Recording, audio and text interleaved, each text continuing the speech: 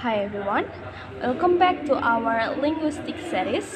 Today we're going to review two fundamental topics in introductory linguistics, phonetic and phonology. Even though both focus on speech sounds, they approach sounds from different angles and will break down the concept clearly step by step. First is material identification.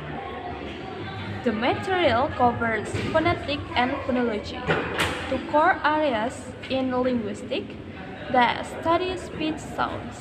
What they are about? Phonetic is the study of how speech sounds are produced, transmitted, and perceived. According to A Course in Phonetics by Peter Ledford, phonetics observes speech physically and scientifically. Phonology is the study of how sounds function within a language, including the rules that govern sound pattern. Victoria Fromkin explained in An Introduction to Language that phonology focuses on mental sound system, not just sound production. The purpose of learning this material is to help us analyze how humans produce sounds, how language differ in their sound systems, and how sound shape meaning in communication. Second is concept and theory. Phonetics has three branches. First, articulatory phonetics, how speech organs like the tongue, lips, and vocal cords produce sounds. Articulatory phonetics divided into three parts, which is place of articulation, include bilabial, dental, alveolar, etc. Second is manner of articulation, including plosive, fricative, nasal, etc. Last is voicing, which is voiced and voiceless. Second is acoustic phonetics, the physical properties of sound waves, like frequency, amplitude, and duration. Third is auditory phonetics, how the ear and brain perceive sound. We move to the phonology. Phonology deals with mental representation and patterns. There is 6 key concepts. First is phoneme, the small sound unit that change meaning, like p and b.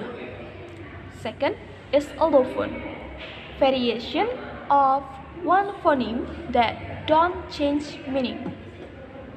Third is minimal pairs, what pairs differing in only one sound, like pat and bad. Number 4 is phonological rules, like assimilation, elision, and epenthesis. Fifth is syllable structure, like onset, nucleus, and coda.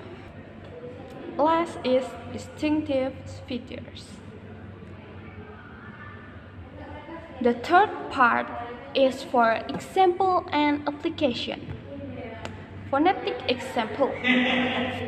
P is voiceless bilabial plosive, while B is voiced bilabial plosive. Try touching your throat. B is vibrates. P doesn't. For phonology example, in assimilation, I have grandpa. For elision, I have next day. And for epenthesis, I have feel. And for my own new examples, for assimilation, I have input. For elision, I have comfortable. Comfortable. R often disappears. For epenthesis, I have something. Something. The fourth part is connection between topics. Phonetics and phonology are different but inseparable. In phonetics, we have physical sound, what human can say, and that is universal. I have acknowledged that phonetics is the ingredients and phonology is the recipe. We move to the fifth part, difficulties and challenges. Some of us may struggle with distinguishing phoneme versus allophone, reading IPA symbols, recognizing covert phonological rules,